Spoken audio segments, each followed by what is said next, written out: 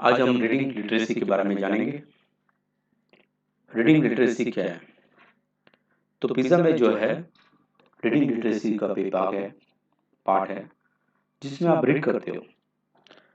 अब क्या रीड करते हो? तो रीड जो है 3 प्रकार के टेक्स्ट हो सकते हैं, 3 प्रकार के पैसेजेस हो सकते हैं। कंटीन्यूअस, नॉन कंटीन्यूअस और मिक्स टाइप। कंटीन्यूअस में टोटली टेक्स्ट होगा, जहाँ पे चित्र नहीं दिया गया होगा, और नॉन कंटीन्यूअस में टेबल हो सकता है, डायग्राम हो सकता है, ग्राफ हो सकता है, चार्ट हो सकता है। ये सब नॉन कंटीन्यूअस टाइप के। और तीसरा है मिक्स्ड। मिक्स टाइप में क्या होगा कि टेक्सचुअल वर्ड्स, टेक्स्ट भी होंगे और पिक्चर भी होंगे, दोनों होंगे। चार्ट भी है और नीचे पैराग्राफ भी है। That is mix type. तो तीनों पैसेज का हम लोग प्रैक्टिस करना चाहिए पिज़्ज़ा के लिए। तीनों में से कोई भी हो सकता है। So either it could B complete text, जिसको हम डिस्क्रिप्शन कहते हैं। So it could be descriptive type, for example, process of something, scientific process, traveling, something like that. It could be exposition, essays, diagram, entry, data entry, वगैरह. Narration, report, news story, novel, short story वगैरह. So extent of anything. Whatever thing we can divide into 3 types: continuous, non-continuous and mix. Continuous में क्या होगा? Continuous type है तो सिर्फ text होगा। और नॉन कंटिन्यूस में क्या होगा कि आपको टेबल हो सकता है, डायग्राम हो सकता है, चार्ट हो सकता है,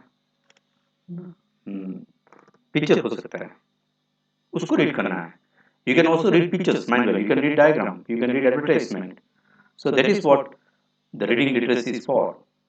Here it could check your interpretation, it could check your retrieval of information, and it could check your reflection, your evaluation on that thing. तो फिर से बता दें आपको 3 प्रकार के टेस्ट हो सकते हैं। It could continuous, it could be non continuous और it could be mixed type. अच्छा, क्वेश्चन कैसे होंगे? क्वेश्चन को भी हम 3 प्रकार से डिवाइड कर सकते हैं। रिट्राइविंग इंफॉर्मेशन, यानी वो आराम से आपको मिल जाएंगे, जो एक बार देख लिया तो भी आपको पता चल जाएगा, इसका आंसर्स मिल जाएंगे। जो आपके एक प्रकार से आपके मेमोरी टेस्ट या आपका जो फैक्ट उसमें जो बताया है, so U D not interpret, आपको अपनी तरफ से कुछ नहीं बनाना है, उसी में से मिल जाएगा। That is called retrieving information. ऐसे क्वेश्चन हो सकते हैं। सेकंड क्वेश्चन जो है, पैराग्राफ के नीचे की बात कर रहा हूँ, questions based on the paragraph passage. Second जो है वो क्या हो सकता है? इंटरप्रिटेशन का। वो आपको आंसर्स डायरेक्टली नहीं मिलेंगे, वो आपको इंटरप्रेट करना पड़ेगा। You to read between the lines, आपको इंटरप्रेट यानी अर्थघटन करना पड़ेगा। जैसे ऐसे क्वेश्चंस ज्यादातर होते हैं, what is the writer's intent to वगैरह, what is the aim of this passage, जो एम पूछना, कुछ इंटेंशन पूछना लेखक का, ये सब इसमें जाता है इंटरप्रिटेशन। क्योंकि डायरेक्ट आपको नहीं मिलेगा, आपको इनका इंटेंशन निकालना है, ठीक है, पूरा रीड करने के बाद। So you will not get directly any sentence as answer. तो उस प्रकार का क्वेश्चन हो सकता है। जो खासकर टीचर जो क्वेश्चन फ्रेम करते हैं वो भी ये बात को ख्याल रखें। तीसरा जो क्वेश्चंस जो बनाना है या जो बनाते हैं इसके, वो होता है रिफ्लेक्शन एंड इवोल्यूशन। इवोल्यूशन यानी आप कंक्लूजन करेंगे, आप इवोल्यूट करेंगे पैसेज को। Reflection, now this will be totally your own reflection, that is totally your own opinion on this passage. ये पैसेज के बारे में आपका क्या कहना है? तो पहले जो क्वेश्चन था वो डायरेक्ट रिट्रीवल का होता है ज्यादातर। आई मीन पहले इन द सेंस रिट्रीवल के क्वेश्चंस हो सकते हैं, जो सबसे इजी है के अंदर से आपको मिल जाएगा। सेकंड जो है इंटरप्रिटेशन, यानी लेखक क्या कहना चाहता है, लेखक के दिमाग से, लेखक के माइंड से आपको समझना है इसको पूरा। What is the intention of the writer, what is the aim of this passage. अब aim of the passage direct एक सेंटेंस में नहीं मिलेगा आपको, ये आपको पूरा पढ़ने के बाद आपको एक धारणा निकालना है।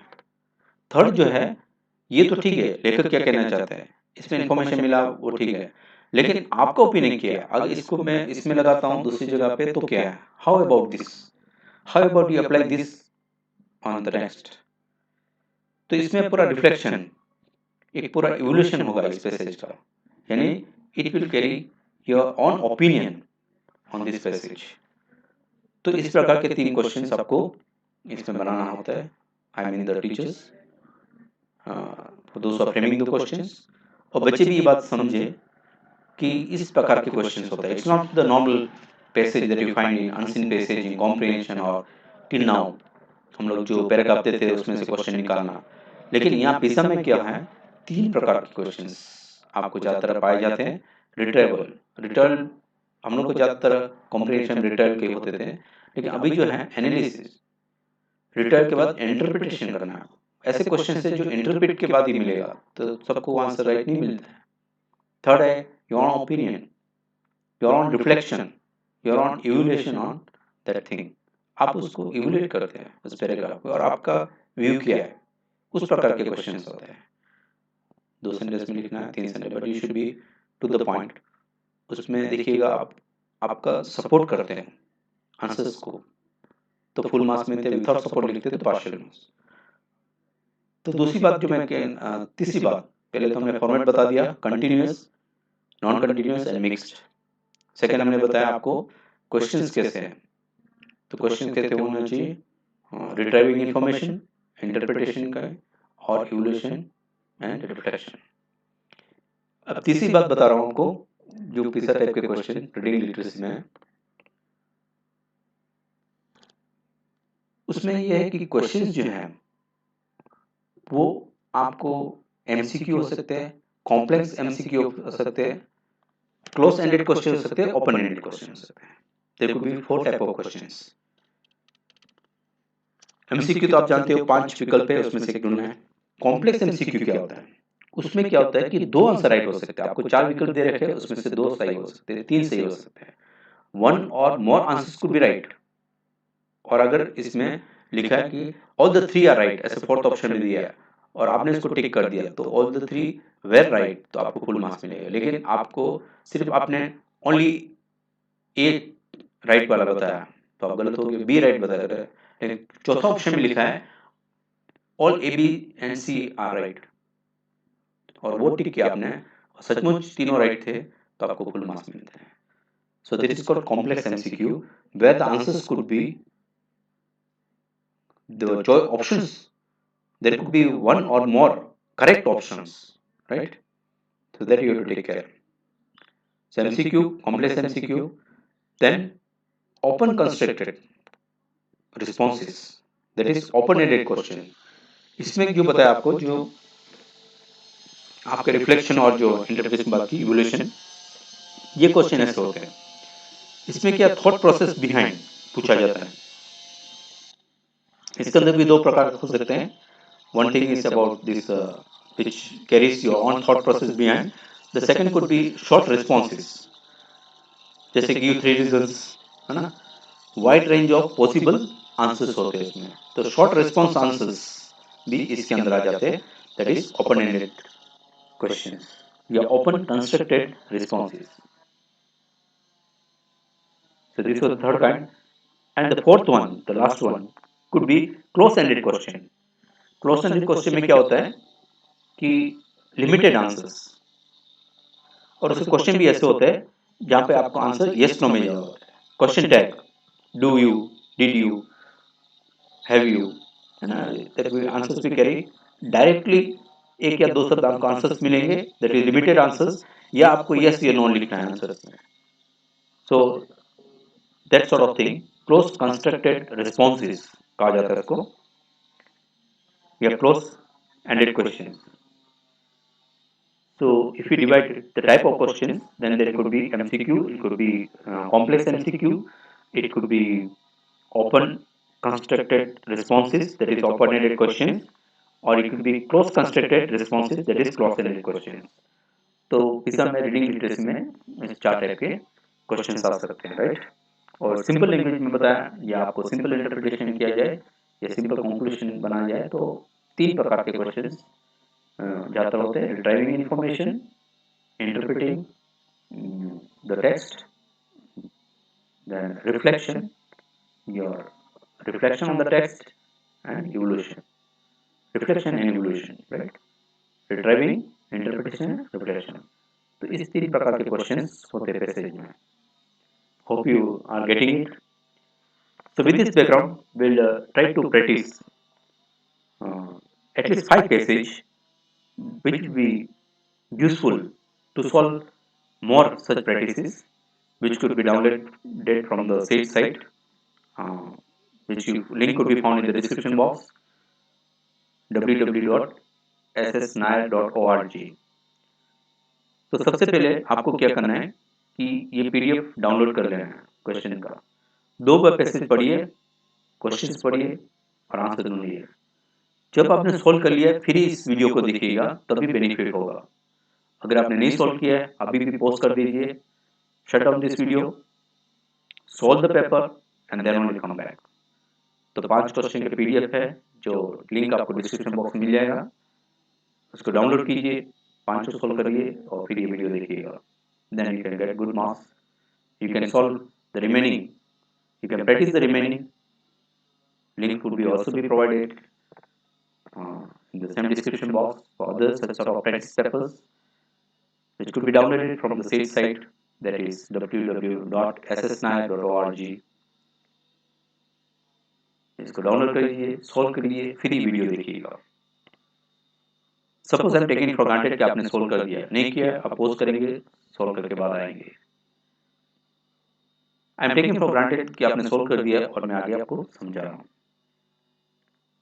तो 5 पैसेज दिया जा रहा है आपको ये समझाने के लिए, 5 अलग अलग प्रकार के, continuous, non continuous and mix type. तो सबसे पहला पैसेज हम आते हैं कंटिन्यूअस टाइप में, जो कि इसमें चित्र दे रखा है, लेकिन चित्र का जो क्वेश्चंस होंगे उसके साथ कुछ लेना देना नहीं है। I mean, no need to interpret this picture in order to find the answers. So it's something like continuous only. तो मैं इसको कंटिन्यूअस कैटेगरी में डाल रहा हूँ और कंटिन्यूअस पैसेज है, आपने इसको पढ़ लिया होगा मान के चल के। Now let us shift to the questions. What does the author intend to show in this text? ये पूरा आप पढ़ने के बाद देखोगे तो स्टार्टिंग के पैसेज में आपको लगेगा कि लेखक कुछ ये कहना चाहते हैं कि 10 से 12 साल के बच्चे नीचे है वो नहीं खेलना चाहिए, वरना उनके जो है फुट खराब हो जाते हैं। तो लेखक क्या कहना चाहते हैं, तो लास्ट तक आप पढ़ोगे तभी पूरा इंटेंशन पता चलेगा। तो यहाँ इंटेंशन, अब मैंने बताया जब लेखक का इंटेंशन पूछा जाता है, पैसेज का एम पूछा जाता है, तो ऑब्वियसली ये क्वेश्चन कौन सा हुआ, इंटरप्रिटेशन का, नॉट रिट्राइवल। माइंड वेल, आपको एक शब्द में एक सेंटेंस में आंसर नहीं मिलेगा यहाँ, बुक सॉरी पैसेज में से कहीं से भी नहीं मिलेगा आपको इंटरप्रेट करना है, आपको अर्थघटन करना है। What does the author intend to show in this test? That the quality of many sports shoes has greatly improved. Shoes की क्वालिटी बस सुधर गए। That is best not to play football if you are under 12 years of age. तो सिर्फ इतना passage पढ़ोगे आप आगे के, तो आपको ये लगेगा कि कहना चाहते हैं कि 10 से 12 साल के नीचे तो आपको नहीं खेलना है फुटबॉल वगैरह, कि शूज जो है सुधर गए, क्वालिटी आजकल बहुत अच्छा क्वालिटी के शूज मिल रहे वगैरह, ये कहना चाहते हैं। The young people are suffering more and more injuries due to the poor physical condition. तो देखिएगा आप लास्ट पैराग्राफ सिर्फ पढ़ोगे तो आपको ऐसे लगेगा कुछ ड्राई फिट ये वगैरह कि फिजिकल कंडीशन ठीक नहीं है, ठीक है, इसकी वजह से आपको पैर में दर्द हो रहा है वगैरह, ठीक है। यहाँ देखिएगा according to study football players have been playing for more than 10 years have bony outgrowth. तो इसका मतलब फुटबॉल जो ज़्यादा खेलते हैं उनके जो दिक्कतें होती हैं, एंकल पार्ट्स वगैरह खराब हो जाते हैं। तो कि ये कहना चाहते हैं पूरे पैराग्राफ में। So if you read or if you try to interpret paragraph wise, then you will come to wrong conclusion. तो आपको क्या करना है कि फर्स्ट से लास्ट तक पढ़ना है। अभी उन्होंने ऑप्शन में भी टुकड़े में दिया है, ठीक है, इसका इंटरप्रिटेशन, इसका इंटरप्रिटेशन, इसका इंटरप्रिटेशन, और बाद में बोला है पूरे का इंटरप्रिटेशन, और आपको फाइनल करना है, राइट। तो आप देखेंगे कि यंग पीपल जो है उनको ज़्यादातर इंजरीज होते हैं फिजिकल कंडीशन की वजह से, ये बताना चाहते हैं। अथवा that is very important for young sports players to wear good sports shoes, कि स्पोर्ट्स प्लेयर को अच्छे शूज पहनना चाहिए। क्या कहना चाहते हैं, फर्स्ट टू लास्ट पढ़ने के बाद ही आप कंक्लूड कर सकते। So don't have break in between, read from first to last, then only you can interpret. आप किसी को भी जो बोल रहे हैं उसको पूरा अच्छी तरह जब समझ आते हैं, जब आप बीच में अपना व्यू नहीं लाते, आप उसी के व्यू क्या कहना चाहते हैं लास्ट तक जब सुनोगे तो पता चलता है। बीच में से आप इंटरप्रेट करोगे तो रॉन्ग कंक्लूजन आ सकता है। तो उसी प्रकार यहाँ पैसेज में भी होगा, राइट। तो यहाँ देखोगे फर्स्ट से लास्ट तक आप पढ़ोगे तो पता चलेगा आपको कि स्टार्ट किया उन्होंने इस पॉइंट से कि 8 से 12 साल के बच्चे हैं, उन लोग कैसे ऑस्ट्रेलिया खोल सकते हैं, उनको स्पोर्ट्स कर रहे हैं, फुटबॉल खेल रहे हैं वगैरह। यहाँ ऐसे हो सकता है कि शू जो है बहुत रिजिड होने से ऐसे होता है, फ्लेक्सिबल होने से ऐसे होता है, इसके फायदे वगैरह वगैरह। और जो शॉप करते हैं अच्छे शू होते हैं तो ये सब करते हैं, और ड्राई फिट, फिजिकल कंडीशन। तो इस प्रकार का आपको पूरा पढ़ने के बाद आपको कंक्लूजन यही आएगा कि जो फुटबॉल प्लेयर है या जो स्पोर्ट्स पर्सन है, यंग स्पोर्ट्स पर्सन, उनको ये देखना है कि शू अच्छा होना चाहिए, क्योंकि अच्छे शू है तो उसमें ये 4 क्वालिटी होते हैं। So that is the conclusion. So ultimately if you selected D as the answer, then you're right. It's very important for a young sports player to wear good shoes. यही कहना चाहते हैं। स्टार्ट भले किया उन्होंने 12 साल की उम्र के नीचे के फुटबॉल प्लेयर थे, तब से उनको पैर खराब हो सकते हैं ऑस्टियोपोरोसिस, अगर शूज नहीं अच्छे पहना है। तो देखो अगर शूज अच्छे नहीं पहना है, वो कहने के लिए वो स्टार्ट कर रहे हैं वहां से। सिमिलरली जो अच्छे शूज और खराब शूज के क्या क्या गुण अवगुण वो बताया इसमें, ठीक है। अगर शूज ज्यादा रिजिड है तो भी आपको ये प्रॉब्लम हो सकता है, और अगर ज्यादा लूज है तो भी प्रॉब्लम हो सकता है। तो स्पोर्ट्स पर्सन को अच्छे शूज पहनना चाहिए। So here this question interprets, right, it is of interpretation kind. आपको इंटरप्रेट करना है। एक जगह कहीं पे भी नहीं लिखा हुआ है that this passage conveys about wearing good sports shoes. No, you will not find such sort of thing. Let's shift to the second question. According to the article, why should sports should not to be rigid? Now this is retrieving information. Sports shoe क्यों rigid नहीं होना चाहिए? तो अभी आपने देख लिया था जब मैं समझा रहा था कि if a shoe is too rigid, it restricts movement. Direct मिल गया आपको यहाँ से। क्यों नहीं होना चाहिए? क्योंकि अगर शू रिजिड है तो मूवमेंट को रिस्ट्रिक्ट करता है। तो इस प्रकार डायरेक्ट जो आंसर मिल जाता है आपको फ्रॉम द पैराग्राफ, राइट, उसको क्या कहा जाता है?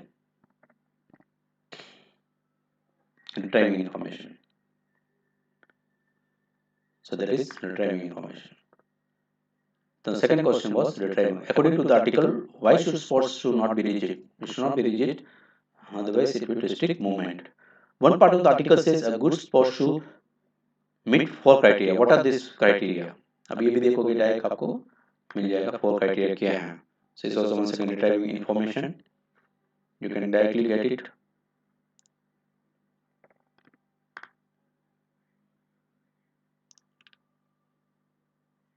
Four criteria क्या है? Protect, support, stabilize, absorb. और यहाँ it must provide exterior protection, support the foot, provide good stability, it must absorb shock. तो ये 4 क्वालिटी आपका आगे है, राइट। तो इस प्रकार आपका हो सकता है। Now third question,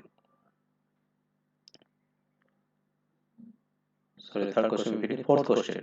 Look at the sentence from the end of the article. It is presented there in 2 parts. First part, to avoid minor but painful conditions such as blisters or even splits or athlete's foot, the shoe must allow evaporation of perspiration and must prevent outside dampness from getting in. तो ये चीज से बचने के लिए, painful condition जो blisters है, athletes foot है, फंगल इन्फेक्शन, उसको बचने के लिए शूज से में क्या होना चाहिए? एवापोरेशन की क्वालिटी होनी चाहिए, जिससे पसीना वगैरह बाहर निकल जाए, बाहर से जो गीलापन अंदर नहीं आना चाहिए। तो ये फर्स्ट पार्ट हुआ, सेकंड पार्ट हुआ। तो लंबा सेंटेंस है, what is the relation between the first and second part? कि दोनों के बीच में क्या रिलेशनशिप है? ना ये भी देखो डायरेक्ट रिट्रीव इंफॉर्मेशन नहीं है, ये आपको क्या करना है? इंटरप्रेट करना है, right. What is the relation between the first and the second part? So obviously the second part is the solution of the first part, gives the solution to the problem, illustrates the problem. Illustrate कर रहा है इसमें बोले नहीं, repeat the first part, contradict the first part, no. तो इसको भी समझना है कि अगर आपको अवॉइड करना है तो ये करना है, तो इसका मतलब सेकंड जो है सॉल्यूशन है। अगर आपको इस चीज से बचना है तो आपको ये करना है। So this sort of questions could be asked in reading literacy पिसा, और ये आपको समझना है, right? Now let us shift to the second paragraph. 20। इसको भी आप पढ़ लीजिए and then come to the interpretation. इसको समझने के लिए